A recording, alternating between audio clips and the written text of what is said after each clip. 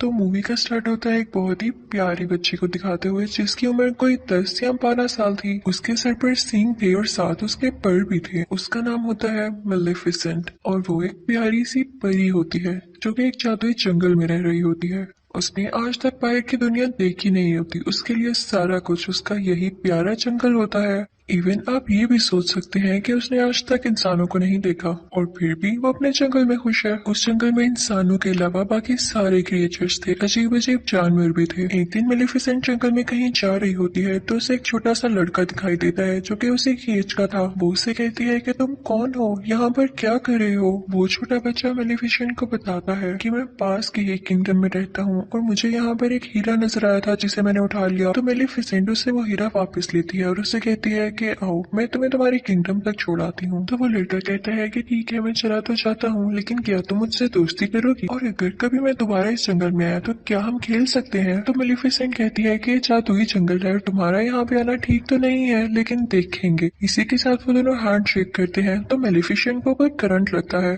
In fact उसे उस लड़के की पहनी गई लोहे के रिंग से करंट लगा था। वो बताती है कि लोहा परियों को जला देता है तो आइंदा इसे पहनकर मत आना। इसके बाद हम देखते हैं कि वो लड़का अपने किंगडम में वापस चला जाता है, लेकिन जिस किंगडम से वो आया था वो किंगडम इस जंगल पे कब्जा करना चाहता था और इस लड़के के माँ बाप भी जिंदा नहीं थे। इसकी मेलिफिसेंट से काफी अच्छी दोस्ती हो चुकी थी और इनके दोनों के जहन में ये बात थी ही नहीं कि हम एक दूसरे के दुश्मन किंगडम से हैं। ये दोनों एक साथ खेलते रहे और इसी तरह कई साल गुजर गए। वो लड़का यहाँ आता रहता और मेलिफिसेंट और ये मिलके खेलते और अब ये दोनों बड़े हो चुके थे। वो दोनों 16 साल के हो चुके थे और एक दूसरे को पसंद करने लगे थे। मेलिफिसेंट को अब लगता था कि इंसान परियों के दुश्मन नहीं है, वो बहुत अच्छे होते हैं। उसे ये भी नहीं पता था कि उनमें ग्रीड भी होती है, यानी लालच भी होती है। एक दिन मेलिफिसेंट सोच रही होती है कि उस लड़के को आए हुए काफी दिन हो चुके हैं और उसको उस लड़के की एक और बात भी याद आती है कि उसने कहा था कि जब मैं बड़ा हो जाऊंगा तो अपने किंगडम पर कब्जा करूंगा और जो यहाँ पे किला है उसको भी मैं हासिल कर लूंगा।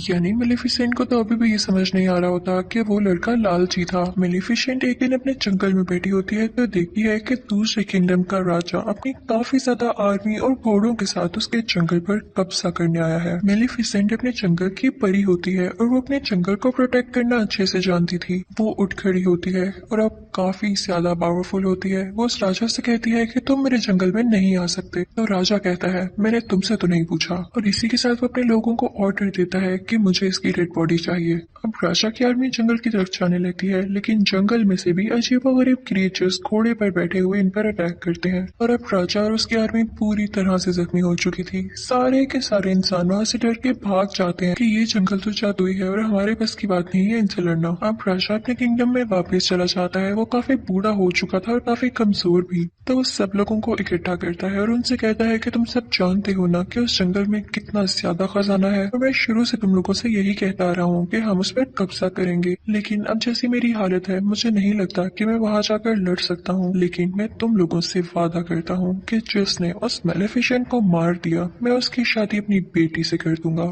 तभी उनमें से एक लड़का बाहर आता है और कहता है कि मैं जाऊंगा वहाँ पर। आप ये सुन के हैरान रह जाएंगे कि ये लड़का कौन था। ये था स्टीफन, यानी वही छोटा बच्चा जो कि मेलेफिसेंट के साथ खेला करता था। अब हम देखते हैं कि स्टीफन जंगल में जाता है मेलेफिसेंट से मिलने के लिए कई साल बाद। मेलेफिसेंट उससे पूछती है कि इतना अरसा तुम कहाँ रहे, तुम्हें जरा ख्याल नहीं आया हमारी दोस्ती का। तो वो कहता है कि मुझे माफ कर दो, मैं कुछ मसरूफ हो गया था, लेकिन मैं तुम्हें आज तक नहीं भूला और अभी भी मैं तुम्हें यही बताने आया हूँ कि हमारा राजा तुम्हें मारना चाहता है। तुम बस अपना ख्याल रखना, मैं तुम्हारे यहाँ पे हिफाजत प्रोटेक्शन करने आया हूँ।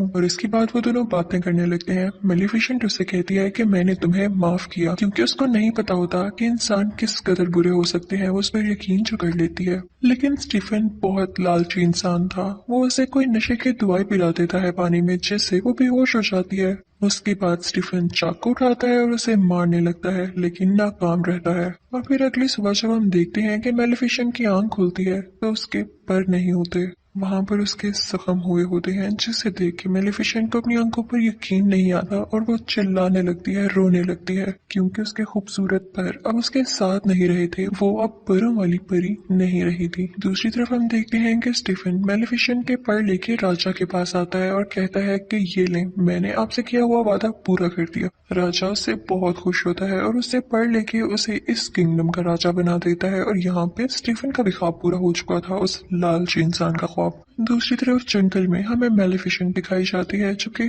काफी उदास थी क्योंकि वो अब उड़ जो नहीं पाती थी। वो एक दिन जंगल में चलकर कहीं जा रही होती है कि देखती है कि एक शिकारी किसी कौवे को मारने वाला है। उसे ये सब चीजें बर्दाश्त नहीं होती थी तो वो फौरन से उस कौवे को इंसान बना देती है और वो शिकारी बेचारा वहां से डर के भाग जाता है। वो कौवा जो कि अब इंसान बन चुका था उसके पास आता है और कहता है कि थैंक यू, लेकिन आपने ऐसा क्यों किया? तो मेलेफिसेंट कहती है कि मैं नहीं बता सकती, बस मेरे दिल में रहम आ गया। तो वो कौवा कहता है कि अब मैं आपकी सारी जिंदगी खिदमत करूंगा, आप जो मुझसे कहेंगे मैं आपकी हर बात मानूंगा। वो इंसान बनने पे काफी खुश होता है। तो मेलेफिसेंट भी इस बात से एग्री हो जाती है और उसका नाम डीएवल रखती है। हम डीएवल उसे इन्फॉर्मेशन ला कर देता था। मेलेफिसेंट को पता चलता है कि स्टीफन ने सिर्फ और सिर्फ राजा बनने की लालच में उसके पर काटे, तो उसे इंसानों से नफरत होने लगती है। उसका ट्रस्ट इंसानों पर से खत्म हो जाता है। फिर हम देखते हैं कि उस तरफ किंगडम में स्टीफन की राजा के बेटी के साथ शादी हो चुकी थी और अब उसकी एक बेटी भी पैदा होती है। वहाँ पे काफी ज्यादा सेलिब्रेशन हो रही होती हैं और किसी को कुछ पता नहीं होता कि वहाँ पे कौन कौन आ रहा था, कितने कितनी दूर से आ रहा था। और इसी चीज का फायदा उठाते हुए मेलेफिसेंट भी वहाँ पर जाती है और उसे विश करने लगती है। वो उस छोटी बेबी से कहने लगती है कि तुम बहुत प्यारी हो, लेकिन जैसे ही तुम 16 साल की होगी तुम्हारे हाथ में एक सुई चुभेगी जिसके बाद तुम्हारी डेथ हो जाएगी, तुम्हारी मौत हो जाएगी।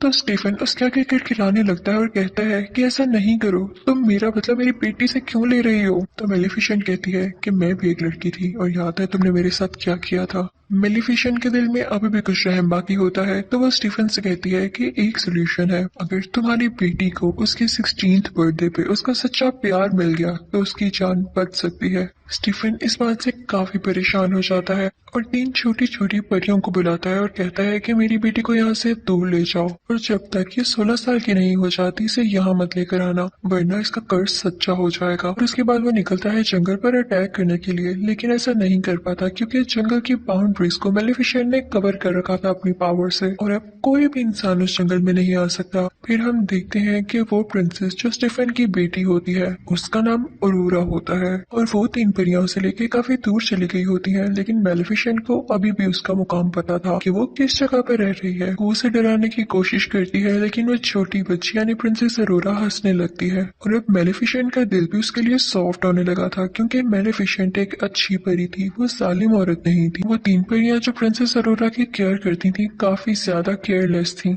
और अक्सर मेलेफिसेंट खुद प्रिंसेस अरोरा की जान बचाती थी, कभी पहाड़ से नीचे गिरने से, कभी दरख्त से गिरने से। वक्त के साथ साथ प्रिंसेस अरोरा बड़ी होने लगती है। अब प्रिंसेस अरोरा पूरे 15 साल की हो चुकी थी, यानी उसका कर्ज पूरा होने में सिर्फ 1 साल बचा था। अब वो 3 परियों से जिस जगह पर लेकर आई थी वो एक बाउंड्री के अंदर थी और उसके आसपास काफी ऊंची ऊंची लकड़ियां थी। प्रिंसेस अरोरा ने भी इसके बाहर की दुनिया नहीं देखी थी, जैसे ही मेलेफिसेंट ने नहीं देखी थी, तो उसको सस्पेंस होता था कि आखिर इसके बाहर है क्या। तो एक दिन वो वहां पर जाती है और वहां पर देखने लगती है कि तभी उसे फील होता है कि जैसे यहाँ पर कोई है। वो आवाज देने लगती है, कोई है तो सामने आओ, मुझे बहुत से क्वेश्चंस पूछने हैं। अब मेलेफिसेंट होती है वहां पर, उसे रहा नहीं जाता और वो प्रिंसेस अरोरा के सामने आ जाती है। प्रिंसेस अरोरा उसे देख के चिल्लाती है और कहती है, आप तो वही है जो बचपन से मेरा ख्याल रखती है, लेकिन कभी मेरे सामने क्यों नहीं आई? आप तो मेरी गॉड मदर है, मैं आपको पहचानती हूँ और जो आपके साथ कौवा है ना, मुझे वो भी बहुत अच्छा लगता है। मेलेफिसेंट को इस जवाब की बिल्कुल उम्मीद नहीं होती तो वो भी अंदर अंदर से खुश हो जाती है क्योंकि मैंने आपको बताया ना वो बहुत अच्छी परी थी। वो अरोरा से प्यार करने लगती है और अब वो नहीं चाहती थी कि जो कर्ज मैंने इसे दिया वो इसे कभी भी लगे। उन दोनों में काफी दोस्ती हो गई थी और बिल्कुल वो एक माँ बेटी की तरह एक साथ रहती थी, खेलती थी, बातें करती थी। एक दिन जब प्रिंसेस अरोरा सो रही होती है तब मेलेफिसेंट अपनी सारी पावर्स यूज करके वो कर्ज वापस लेने की कोशिश करती है,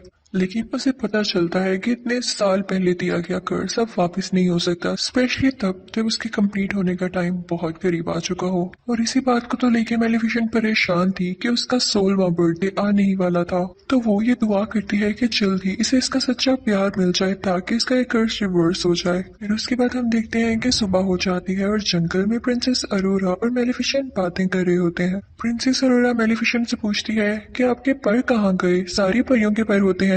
तो मेलिफिसेंट कहती है कि मेरे भी पर हुआ करते थे, लेकिन किसी इंसान ने उनको मुझसे छीन लिया। मैं उनके साथ बहुत खुश थी, मैं आसमान में बहुत ऊंचा उड़ा करती थी और मुझे वो काफी याद भी आते हैं। इसी के साथ मेलिफिसेंट रोने वाली हो जाती है तो प्रिंसेस अरोरा उसको चुप कराती है और कहती है कि आप परेशान ना हो, मेरा कल 16th बर्थडे है और देखिएगा मैं इजाजत लेके उन परियों से आपके पास रहने आ जाऊंगी, आप अकेली नहीं है, मैं आपके साथ हूँ। लेकिन मेलिफिसेंट जानती थी कि ऐसा पॉसिबल नहीं होने वाला था जब तक कि उसे उसका सच्चा प्यार न मिल जाता, और एक दिन में ऐसा तो हो नहीं सकता था। प्रिंसेस अरोरा वहां से अपने घर जा रही होती है कि रास्ते में उसे एक लड़का दिखाई देता है जो कि काफी प्यारा था और उसी के जितना था। वो दोनों जैसे एक दूसरे की तरफ देखते हैं तो एक दूसरे को पसंद करने लगते हैं। खैर उसके बाद प्रिंसेस अरोरा वहां से अपने घर चली जाती है और उन तीनों परियों से कहती है कि मैं अब यहाँ से जाना चाहती हूँ। वो उनसे ये बात कर रही होती है कि मैं इस घर से दूर मेलिफिसेंट के पास जाना चाहती हूँ। तो परियों को लगता है कि शायद इसे इस बात का पता चल चुका है कि इसके पेरेंट्स अभी भी जिंदा है और ये किंगडम जाना चाहती है अपनी बर्थडे के बाद। वो तीनों परियां उसको सारा कुछ सच बता देती हैं कि क्या क्या हुआ, और एक इविल फेरी है जो कि तुम्हारी जान लेना चाहती है। वो उसे बताती है कि वो कोई और नहीं बल्कि मेलिफिसेंट है। और ये सुनकर प्रिंसेस अरोरा को अपने कानों पर यकीन नहीं आता। वो काफी उदास होकर मेलिफिसेंट के पास जाती है और उनसे पूछती है कि क्या जो मैंने सुना वो सारा कुछ सच है। तो मेलिफिसेंट उसे प्यार से कहती है कि हाँ ये सच है, मैंने तुम्हें कर्ज दिया था लेकिन अब मेरा दिल बदल चुका है, मैंने सिर्फ तुम्हारे फादर की वजह से ऐसा किया, मैं भी अब नहीं चाहती कि तुम मर जाओ, मैं तुमसे बहुत प्यार करती हूँ। लेकिन प्रिंसेस अरोरा काफी हर्ट होती है और वहां से चली जाती है। वो सीधा उस किंगडम की तरफ भागती है और जाके अपने फादर यानी स्टीफन राजा के गले लग जाती है और कहती है कि डैड मैंने आप लोगों को बहुत मिस किया, मुझे लगता था कि शायद मैं अकेली हूँ। उसके डैड को बहुत गुस्सा आता है उन तीन परियों पर। वो कहते हैं कि जब मैंने कहा था कि अरोरा को उसकी 16th बर्थडे के बाद लेकर आना है तो तुम लोग सब कुछ जानते हुए भी इसे एक दिन पहले क्यों ले आए जब कर्ज होने ही वाला है पूरा। वो अपने लोगों को ऑर्डर देते हैं कि इसे वापस छोड़ाओ या इसे एक कमरे में बंद कर दो जहाँ इसके आसपास कुछ भी ना पड़ा हो और ना कोई इस कमरे में जाए।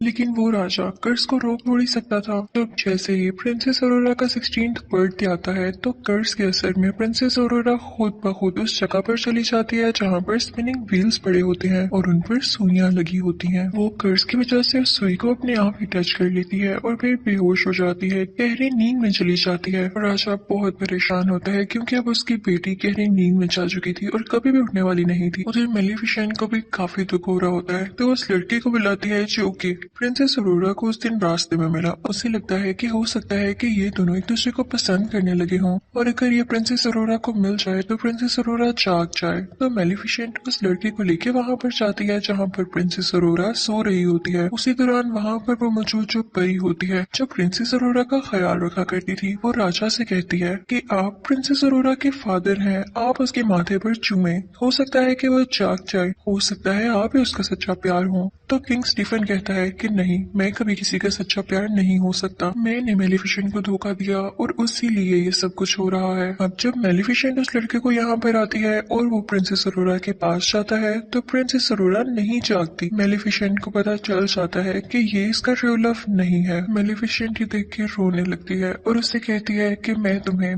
बहुत याद करूंगी, मुझे तुम्हारी स्माइल याद आएगी, मैं तुम्हें कभी नहीं भुला पाऊंगी। और ये कह के मेलिफिसेंट रोते हुए उसके माथे पर किस करती है और वहां से जाने लगती है। लेकिन तभी उसे पीछे से आवाज आती है, रुकिए गॉड मदर। और ये आवाज प्रिंसेस अरोरा की होती है। जी हाँ, प्रिंसेस अरोरा का ट्रू लव, उसका सच्चा प्यार मेलिफिसेंट ही थी क्योंकि वो उससे दिल से प्यार करती थी। प्रिंसेस अरोरा मेलिफिसेंट से कहती है कि मैं आपके साथ जंगल में रहना चाहती हूँ। तो मेलिफिसेंट उसे अपने साथ लेके जाने लगती है, लेकिन तभी पीछे से स्टीफन के लोग उन पर जाल डाल देते हैं। वो लोहे का जाल होता है जो कि परियों को चला सकता था। मेलिफिसेंट यहाँ पे बहुत बेबस हो जाती है और अपने कौवे को ड्रैगन बना देती है। वो कौवा यानी जो कि अब ड्रैगन था अपने मुंह से आग निकालने लगता है और वहाँ पर मौजूद सारे लोगों को जला देता है। मेलिफिसेंट अब आजाद भी हो जाती है, लेकिन तभी यहाँ पर आता है किंग स्टीफन अपने कुछ लोगों के साथ और इसने लोहे की शील्ड पहनी होती है ताकि मेलिफिसेंट को हमेशा के लिए मार दे। दूसरी तरफ प्रिंसेस अरोरा को मेलिफिसेंट के वही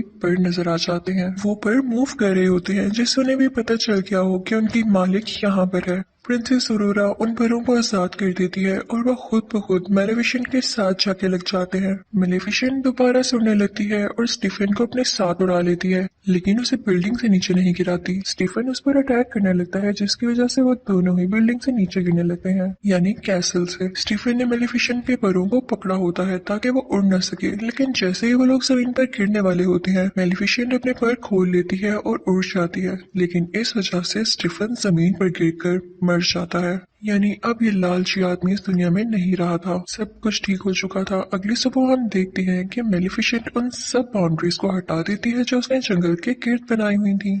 वहाँ पर दोबारा से फूल खिलने लगते हैं, ग्रीनरी वापस आ जाती है। उसके बाद वो प्रिंसेस अरोरा से कहती है कि आज के बाद तुम इस जंगल की रानी हो, और वहाँ का किंगडम और ये जंगल आपस में मिल जाते हैं और सब बहुत हंसी खुशी जिंदगी गुजारने लगते हैं। यहाँ पर मेलेफिसेंट पार्ट 1 एंड हो जाता है और आपको एक्सप्लेन करूंगी मेलेफिसेंट पार्ट 2। मूवी शुरू होती है तो हम देखते हैं कि कुछ लोग उसी जादुई जंगल में जहाँ मेलेफिसेंट रहती थी, वहाँ पर आकर कुछ जादुई क्रीचर्स को चुरा रहे होते हैं, और इसी दौरान मेलेफिसेंट भी आ जाती है। मेलेफिसेंट उन तीनों में से 2 आदमियों को तो पकड़ लेती है, लेकिन तीसरा वहाँ से वो क्रिएचर चुराकर दूर जंगलों में भाग जाता है जहाँ पर ग्लोइंग फ्लावर्स निकले हुए थे। वो आदमी वहाँ से किंगडम की तरफ भाग जाता है। वो एक दरवाजा खोलता है तो उसमें से एक होल में से हमें किसी आदमी का हाथ दिखाई देता है। वो आदमी जिसने वो क्रिएचर चुराया, उस आदमी को वो क्रिएचर दे देता है। उसके कपड़ों पर वही ग्लोइंग फ्लावर भी लगा होता है जिसे वो आदमी ले लेता है और इन दोनों चीजों के बदले में उसे पैसे देता है। फिर हमें ये भी दिखाया जाता है कि उस किंगडम के लोग अभी तक मेलेफिसेंट को दिल से अच्छा नहीं मानते थे। वो समझते थे कि इसने हमारी प्रिंसेस को चुराया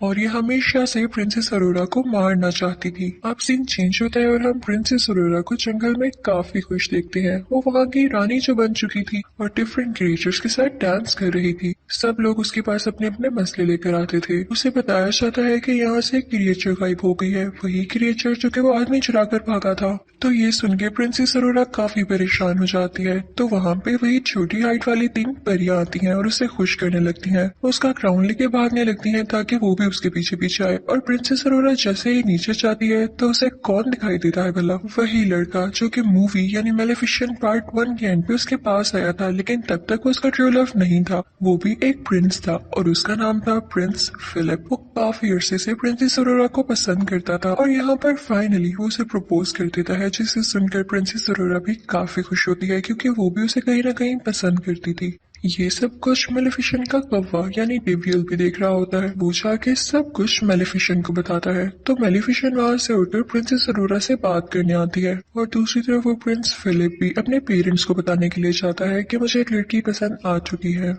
फिर हम देखते हैं कि प्रिंस फिलिप अपने किंगडम पहुंच चुका है और वहां पर जाकर वो अपने फादर यानी किंग को, क्वीन को और बाकी लोगों को बताता है कि मैं उस लड़की को प्रपोज कर आया हूं और उसने एक्सेप्ट भी कर लिया है। जिसको सुनकर उसके फादर यानी किंग काफी खुश होते हैं, लेकिन क्वीन वो तो सैड हो जाती है। लेकिन वो ये चीज अपने बेटे को शो नहीं करवाती। उसका दिल तो नहीं था, लेकिन फिर भी वो कहती है कि चलो ठीक है। प्रिंसेस अरोरा और उसकी गॉड मदर यानी मेलेफिसेंट को हम डिनर पे बुला लेते हैं। दूसरी तरफ हम मेलेफिसेंट को प्रिंसेस अरोरा से बातें करता हुआ देख रहे होते हैं। वो कहती है कि तुम्हें मुझसे एक बार पूछ लेना चाहिए था प्रिंस से मंगनी करने से पहले। मेलेफिसेंट कहती है कि सच्चे प्यार जैसी कोई चीज नहीं होती, लड़के हमेशा धोखा देते हैं, तभी तो तुम्हारा ट्रू लव मैं बनी। मैं तुमसे दिल से प्यार करती हूँ, इसलिए तुम्हारा भला कह रही हूँ। तो प्रिंसेस अरोरा कहती है कि प्लीज आप ऐसा ना सोचें, अगर किसी ने आपको धोखा दिया तो हो सकता है कि बाकी दुनिया के लोग वैसे ना हो। तो मेलेफिसेंट कहती है कि ठीक है, मैं तुमसे प्यार करती हूँ इसलिए तुम्हारी बात मान रही हूँ। अब हम देखते हैं कि वो दिन आ चुका है जब इन दोनों फैमिलीज में एक साथ डिनर है। तो क्वीन जो कि प्रिंस फिलिप की मदर थी, वो अपनी एक सीक्रेट क्लोजेट में जाती है। वो जब वहाँ पर जा रही होती है तो हमें ये दिखाया जाता है कि वो एक आयरन फैक्ट्री है।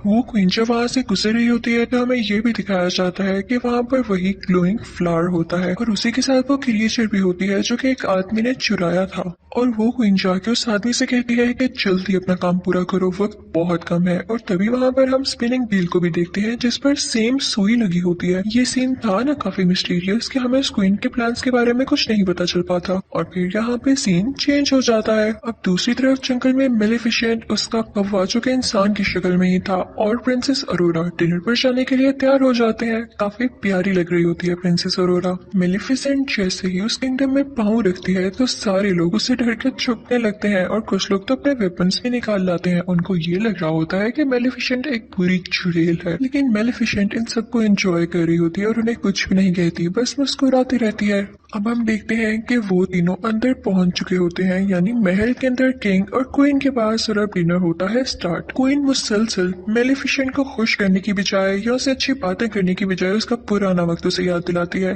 कि तुम ही थी ना जिसने इस बेचारी प्रिंसेस को कर्ज दिया था। उसकी बातें बिल्कुल भी अच्छी नहीं लग रही होती और वो मेलिफिसेंट को ये भी कहती है कि तुमने तो इंसानों को भी मारा था, याद है? तो मेलिफिसेंट क्वीन से कहती है कि आपके किंगडम के भी कुछ लोग मेरे जंगल में आए थे और मेरी क्रिएचर चुरा कर भाग गए। उनमें लड़ाई बढ़ने लगती है। तो क्वीन अपनी बीवी यानी क्वीन से कहता है कि खामोश हो जाओ, कैसी बातें कर रही हो। और दूसरी तरफ प्रिंसेस अरोरा मेलिफिसेंट से कहती है कि प्लीज आप इजी रहें, लेकिन क्वीन फिर भी पास नहीं आती और अजीब अजीब बातें करने लगती है। वो कहती है कि अगर मेरे बेटे की और प्रिंसेस अरोरा की शादी हो गई तो इसकी असली मदर कौन होगी। ये सुनकर मेलिफिसेंट को काफी दुख होता है, क्योंकि वो खुद को ही प्रिंसेस अरोरा की असल मदर मानने लगी थी। वो अपने पैर फैलाती है और एक ग्रीन एनर्जी बाहर निकालती है, जिससे सब दूर जाकर गिरते हैं।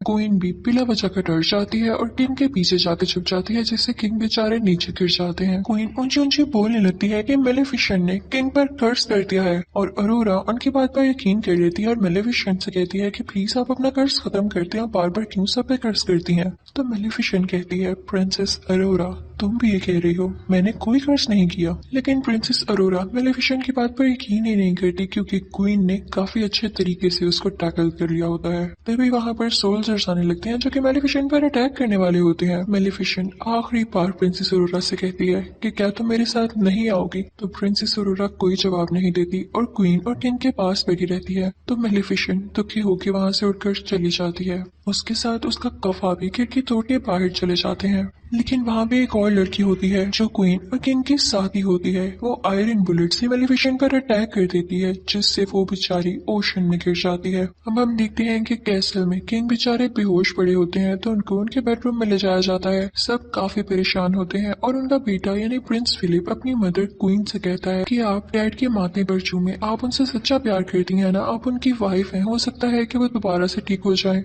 लेकिन क्वीन अंदर ही अंदर अजीब मुंह बनाती है, क्योंकि ना तो वो किंग से सच्चा प्यार करती थी और ना ही वैसी स्टोरीज पर बिलीव करती थी। वो एक लालची औरत थी। वो फिर भी अपने बेटे के कहने पर ऐसा करती है, लेकिन किंग की आंख नहीं खुलती। जब अरोरा ये देखती है तो कहती है कि मैं जाके मेलिफिसेंट से बात करूंगी कि वो अपना कर्ज खत्म कर दे। जैसे ही वो जंगल पहुंचती है तो सारे लोग कहने लगते हैं कि हमने अभी तक मेलिफिसेंट को नहीं देखा, वो यहाँ आई ही नहीं। दूसरी तरफ किंग और क्वीन की वही साथी ओशन पर नजर रखी होती है कि मेलिफिसेंट कब यहाँ से निकलती है, लेकिन वो देखती है कि कोई क्रिएचर आकर मेलिफिसेंट को अपने साथ ले गया है। वो फौरन से सब कुछ जाकर क्वीन को बताती है, तो क्वीन कहती है कि फौरन से उसे रोको। और दूसरी तरफ जंगल से अरोरा वापस उसी किंगडम में आ जाती है, लेकिन उस जंगल का एक मैजिकल क्रिएचर भी उसके होर्स में छुपकर उसे किंगडम आ गया था। वो क्रिएचर वहीं पर पहुंच जाती है जहाँ पर पहले क्रिएचर भी कैद थी, और उसे भी वो आदमी कैद कर लेता है। प्रिंसेस अरोरा क्वीन से कहती है कि मुझे मेलिफिसेंट कहीं भी नहीं दिखी, क्या उन्हें कुछ हो तो नहीं गया। तो क्वीन कहती है कि परेशान नहीं हो, वो काफी स्ट्रॉन्ग है, वो वैसे ही कहीं पर होगी, और उसे अपनी बातों में फंसाने की कोशिश करती है। दूसरी तरफ क्वीन की वही साथी ओशन पर अभी भी नजर रखी होती है कि जैसे ही उसे मेलिफिसेंट नजर आए वो उसको मरवा दे। और फिर उसके बाद ऐलान किया जाता है कि अगले 3 दिन के अंदर अंदर प्रिंस फिलिप और प्रिंसेस अरोरा की शादी है, और हम चाहते हैं कि हम सब लड़ाइयाँ छोड़ दें, हम सुलह करना चाहते हैं, और जंगल में जितने भी क्रिएचर्स हैं वो सब के सब इस शादी में इन्वाइटेड हैं। दरअसल ये उनका प्लान था, क्योंकि वो ये चाहते थे कि मेलिफिसेंट को मार के जंगल के सब क्रिएचर्स को कैद कर लिया जाए, ताकि वहाँ को सिक्योर करने के लिए कोई भी ना हो और फिर उस जंगल पर कब्जा कर लिया जाए। दूसरी तरफ हम देखते हैं कि मेलिफिसेंट की आंख खुल जाती है, वो काफी जख्मी होती है और उसे कुछ क्रिएचर्स की आवाज आ रही होती है जो कि कह रहे होते हैं कि हम इंसानों पर अटैक करेंगे। उनके भी बड़े बड़े पर होते हैं और सर पर सींग होते हैं। वो जंगल में अपनी पनाह लेने आए थे, क्योंकि उन्हें ये लग रहा था कि जंगल उनके लिए सेफ पॉइंट हो सकता है इंसानों पर अटैक करने से पहले। मेलिफिसेंट भी वहाँ पर पहुंच चुकी होती है और उनमें से एक क्रिएचर मेलिफिसेंट की तरफ आता है और उससे कहता है कि हम में भी अपनी पावर ट्रांसफर करो, इंसानों को कैसे हराया जा सकता है हमें भी बताओ। लेकिन मेलिफिसेंट उसे दूर फेंकती है। उन क्रिएचर्स के हेड का नाम बोरा होता है। वो जब देखता है कि मेलिफिसेंट में इतनी पावर है कि किसी को भी इतनी दूर उड़ा के फेंक सकती है तो वो काफी खुश होता है कि अब हमें इसको टैकल करने में काफी आसानी होगी। अब बोरा का साथी मेलिफिसेंट को अपने साथ लेके केव में आ जाता है और उसे बताता है कि यहाँ पे बुरी और अच्छी फेरीज एक साथ रहा करती थी। क्योंकि इंसान उन्हें हंट करने लगे थे, इस वजह से उन्हें एक साथ रहना पड़ा। फिर वो एक स्ट्रक्चर के पास आता है जो कि वहाँ पे स्टिल था, कोई मूवमेंट नहीं कर रहा था। तो बोरा का साथी उसे बताता है कि मेलिफिसेंट, तुम इन्हीं की औलाद में से हो, तुम आखिरी पावरफुल और अच्छी परी बची हो। वो आदमी मेलिफिसेंट को बताता है कि तुम बहुत पावरफुल हो और जल्द ही तुम एक ऐसी स्टेज पे पहुंचोगी जिससे तुम दुनिया की सबसे ज्यादा ताकतवर परी बन जाओगी। लेकिन वो आखिरी स्टेज तुम अभी पार नहीं कर पाई और वो है प्रिंसेस अरोरा को माफ करना, क्योंकि सारी जिंदगी तुमने उससे मोहब्बत की है, उससे प्यार किया है और इसके लिए बहुत करेज चाहिए कि आप किसी को दिल से माफ कर दें। और जो किसी को दिल से माफ कर देता है वही इस दुनिया का सबसे ताकतवर इंसान होता है। तो मेलिफिसेंट कहती है कि नहीं, मैं उसे माफ नहीं कर सकती, मैंने उसे हमेशा प्यार किया लेकिन उसने मुझे धोखा दिया। तभी वहाँ पर बोरा भी आ जाता है और बताता है कि प्रिंस फिलिप और प्रिंसेस अरोरा की शादी हो रही है और ये हमारे पास अच्छा मौका है उन पर अटैक करने के लिए। लेकिन मेलिफिसेंट यहाँ चुप रहती है। दूसरी तरफ हम ये भी देखते हैं कि प्रिंसेस अरोरा को क्वीन अपनी ढकी छुपी बातों से काफी टॉर्चर करने लगती है और प्रिंसेस अरोरा को ये फील भी होने लगता है। तो वो प्रिंस फिलिप के पास जाती है और उससे कहती है कि मैं सिर्फ आपके लिए बर्दाश्त कर रही हूँ, वरना मुझे क्वीन अच्छी नहीं लगने लगी। दूसरी तरफ हम ये देखते हैं कि क्वीन का वही आदमी जो कि उस फैक्ट्री में काम कर रहा होता है उस ग्लोइंग फ्लावर के ऊपर, वो उससे कुछ डस्ट तैयार कर लेता है जिसे बताता है कि इससे परियां मर सकती हैं और ये मैंने मेलिफिसेंट को मारने के लिए तैयार किया है। उसे देख के क्वीन काफी खुश होती है। उसके पास एक छोटी सी फेरी भी होती है और जैसे ही वो पाउडर उस पर डालता है तो वो फेरी मर जाती है। क्वीन बहुत खुश हो जाती है, लेकिन वो आदमी उसे कहता है कि ये पाउडर तभी और ज्यादा बन सकता है जब आप मुझे वो ग्लोइंग फ्लावर्स और ज्यादा ला के दें। तो क्वीन अपने लोगों को ऑर्डर्स देती है कि जल्दी जाओ वो फ्लावर्स फौरन से इकट्ठे करके लाओ। और जैसे ही उसके आदमी उधर पहुंचते हैं वो फ्लावर्स लेने के लिए, तो मेलिफिसेंट को खबर हो जाती है और वो भी वहां पे पहुंच जाती है। लेकिन तब तक बहुत देर हो चुकी थी, उसके सोल्जर सारे फ्लावर्स उतार चुके थे और मेलिफिसेंट यहाँ पे कुछ भी नहीं कर पाती। बस वो बहुत उदास थी क्योंकि उसके साथ हमेशा बुरा ही हुआ था। वो सोल्जर्स मेलिफिसेंट पर आयरन बुलेट से अटैक करने लगते हैं, लेकिन तभी उसके सामने बोरा का साथी आकर उसे बचा लेता है। मेलिफिसेंट एक शील्ड बना लेती है जिससे वो लोग प्रोटेक्टेड हो जाते हैं और बोरा बाकी सोल्जर्स पर अटैक करने लगता है। लेकिन जैसे ही मेलिफिसेंट बोरा के साथी को केव तक लाती है तो तब तक वो बेचारा मर चुका होता है। अगली सुबह हम देखते हैं कि प्रिंस फिलिप और प्रिंसेस अरोरा की शादी के इवेंट शुरू हो चुके होते हैं और जंगल के सारे क्रिएचर्स उस किंगडम की तरफ जा रही होती हैं। लेकिन जैसे ही मेलिफिसेंट का कौवा, जो कि इंसानी शक्ल में ही होता है, वो अंदर जाने लगता है तो उसे रोक लिया जाता है। फिर हम देखते हैं कि प्रिंसेस अरोरा काफी प्यारी लग रही होती है और प्रिंस फिलिप उसे एक फ्लावर देता है जो कि कोई और फ्लावर नहीं, उसी के जंगल का ग्लोइंग फ्लावर था। उसे देख के काफी हैरानी होती है कि क्वीन ने क्यों भिजवाया है मेरे लिए। वो क्वीन को ढूंढने के लिए जाती है और तभी उसे वो सीक्रेट डोर भी मिल जाता है। उसके हाथ में अभी भी वो फ्लावर था और वो चाहते चाहते उसे स्पिनिंग व्हील के पास पहुंच जाती है। उसे वो सारे विजन्स आने लगते हैं कि कर्ज क्या था और मुझे यहाँ पर कैसे ले जाया जा रहा है। वो वहाँ पर देखती है कि दो फेरीज भी कहते हैं वही क्रिएचर जिसे 7 महीने कैद किया था। उनको छुड़ाने ही लगती है लेकिन वो आदमी उसे रोक लेता है। तभी वहाँ पर क्वीन आ जाती है और वो प्रिंसेस अरोरा से कहती है कि मेरा किंगडम पहले उस जंगल के करीब हुआ करता था, लेकिन इन सब क्रिएचर्स और मेलिफिसेंट के एंसेस्टर्स ने, यानी उसके बड़ों ने मिलकर मेरे किंगडम को नुकसान पहुंचा दिया और मेरे फादर मारे गए। लेकिन जब मेरा भाई भी वहाँ सुलह करने के लिए गया तो उस जंगल के क्रिएचर्स ने मेरे भाई को भी मार दिया और जब मैं अकेली बच गई तो मुझे किंग से शादी करना पड़ी, जो कि अब मेरा हस्बैंड है, लेकिन मैं उससे प्यार नहीं करती। तो क्वीन कहती है कि मैं तुम सबसे बदला लेकर रहूंगी। क्वीन सोल्जर्स को ऑर्डर देती है कि प्रिंसेस अरोरा को एक रूम में कैद कर दिया जाए और ऐसा ही होता है। और फिर उन क्रिएचर्स को भी एक रूम में बंद कर दिया जाता है और फिर उन पर वही पाउडर छिड़का जाता है जो कि उस आदमी ने तैयार किया था, जिसकी वजह से सारे क्रिएचर्स बेचारे वीक होने लगते हैं। जिस रूम में अरोरा होती है वहाँ पर उसका वेडिंग ड्रेस होता है और वो उसे फाड़ कर काफी लंबी सी रस्सी में बदल देती है और कैसल से नीचे जाने की कोशिश करती है। लेकिन तभी वहाँ पर सोल्जर्स आते हैं और प्रिंसेस अरोरा खुद को रूम में ही बंद कर लेती है। मेलिफिसेंट का कौवा भी, जो कि इंसानी रूप में ही होता है, कैसल के अंदर आ जाता है और दूसरी तरफ प्रिंस फिलिप अपने बीमार फादर के पास बैठा होता है और उसे ये सब कुछ नहीं पता होता। अब क्वीन अपने कैसल की छत पर होती है और वो इस जंगल की तरफ काफी बॉम्ब्स फेंक रही होती है। दूसरी तरफ बोरा भी अपने लोगों के साथ इस किंगडम पर अटैक करने के लिए आ रहा होता है। दूसरी तरफ अरोरा मौका पाके उसी ड्रेस से लटकते हुए नीचे आ जाती है किंग के रूम में, जहाँ पे प्रिंस फिलिप भी होता है। वो उसे सब कुछ बताती है कि क्वीन ने मेरे साथ क्या किया और मेलिफिसेंट ने आपके फादर को कर्ज नहीं दिया बल्कि आपकी मदर नहीं दिया है, जिसे सुनकर प्रिंस फिलिप काफी हैरान होता है। और दूसरी तरफ हम देखते हैं कि बोरा और उसके साथी किंगडम पर अटैक करने आ रहे होते हैं, लेकिन उन पर मुसलसल आगे से अटैक कर रहे होते हैं किंगडम वाले, और उनमें से कुछ लोगों को पकड़ भी लेते हैं। प्रिंसेस अरोरा को मेलिफिसेंट का वही कफा दिखाई देता है जो कि इंसान ही बना हुआ था। वो उससे कहती है कि हमें लोगों की जान बचाने के लिए यहाँ के चर्च का दरवाजा खोलना होगा, और वो दोनों मिलकर दरवाजा खोलने लगते हैं। वहाँ पर जाकर वो सारे क्रिएचर्स को बचा लेते हैं, और वहाँ पर मौजूद छोटी छोटी फेरीज उन सुराखों में फूल भर देती हैं जहाँ से पाउडर निकल रहा था, और अब वो डस्ट पाउडर वहाँ से बाहर नहीं निकलता और न ही किसी क्रिएचर को नुकसान पहुंचाता है।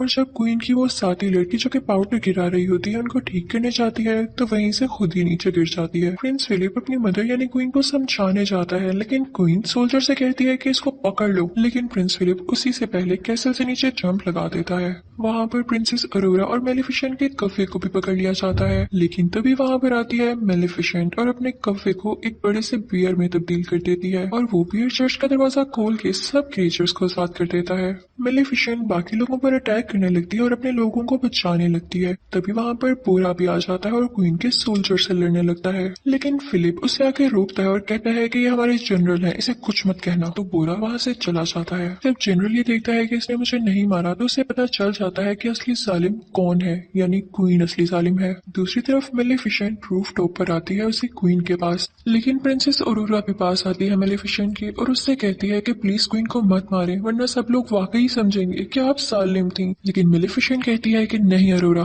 पीछे हट जाओ, मुझे तुम्हारी कोई बात नहीं सुननी। तो अरोरा रोते हुए कहती है कि मदर ऐसा ना करें, और जब मेलिफिसेंट उसके मुंह से मदर लफ्ज सुनती है तो उसका दिल काफी सॉफ्ट हो जाता है और उसके दिल में इमोशंस आने लगते हैं। और जब वो दोनों एक दूसरे को ऐसे देख रहे होते हैं तो जाहिर है क्वीन को मौका मिल जाता है उन पर अटैक करने के लिए, तो वो वही डस्ट पाउडर प्रिंसेस अरोरा की तरफ फेंकती है, लेकिन मेलिफिसेंट उसके सामने आकर प्रिंसेस अरोरा की जान बचा लेती है। और जैसे ही मेलिफिसेंट को एरो लगता है वो एशेस में बदलने लगती है और प्रिंसेस अरोरा बहुत ज्यादा रोने लगती है। क्वीन ये देख के काफी खुश हो जाती है और ऐलान करती है कि अब तुम लोगों की मेलिफिसेंट नहीं रही और अब मैं पूरी जगह पर कब्जा करने वाली हूँ। लेकिन तभी हम देखते हैं कि प्रिंसेस अरोरा के आंसू मेलिफिसेंट के एशेस पर गिरते हैं और मेलिफिसेंट फिर से जिंदा हो जाती है, उसके बड़े बड़े पैर आ जाते हैं। क्वीन को बहुत गुस्सा आता है, वो प्रिंसेस अरोरा को कैसल से नीचे धक्का दे देती है और मेलिफिसेंट उसे बचा लेती है। प्रिंस फिलिप को भी अपनी मदर के बारे में सब कुछ पता चल चुका था, इसलिए वो भी मेलिफिसेंट के पास आ जाता है और मेलिफिसेंट मान जाती है प्रिंसेस अरोरा और प्रिंस फिलिप की शादी के लिए। तभी मेलिफिसेंट के पास वो छोटा आदमी भी आता है जिसने उसके क्रिएचर्स को कैद किया हुआ था। वो उसके क्रिएचर्स छोड़ देता है और उसे वही सुई देता है जिसकी वजह से वो कर्ज फैला। अब सबको पता चल जाता है कि कर्ज फैलाने वाली असली क्वीन ही थी। अब किंग भी जाग चुका था और क्वीन को बोरा के लोग पकड़ लेते हैं और उसे फेंकते हैं। मेलिफिसेंट उसे कोर्ट में बदल देती है और वहाँ की सारी जगह को फूलों से सजा देती है, और फिर वो बोरा से कहती है कि तुम लोग अच्छे क्रिएचर्स हो, तुम हमारे साथ रह सकते हो। और फिर उसके बाद वो अरोरा को वेडिंग ड्रेस पहनाती है और वो ऐलान करती है कि हम सारे मिलकर रहेंगे एक यूनियन में। और उसके बाद प्रिंस फिलिप की और प्रिंसेस अरोरा की शादी हो जाती है। किंग भी काफी खुश होता है और सारे क्रिएचर्स सारे लोग उनके लिए क्लैपिंग कर रहे होते हैं और यहाँ पर दोनों किंगडम्स मिल जाते हैं और हंसी खुशी रहने लगते हैं। और फिर मेलिफिसेंट प्रिंसेस अरोरा और प्रिंस फिलिप से कहती है कि अब मैं तब दोबारा यहाँ पर आऊंगी जब तुम लोगों का क्यूट सा बेबी होगा। और फिर मेलिफिसेंट यहाँ से चली जाती है और सब कुछ पीसफुल हो जाता है। यहीं पर यह मूवी यानी मेलिफिसेंट पार्ट 2 भी खत्म हो जाता है। Thank you for watching. Good bye.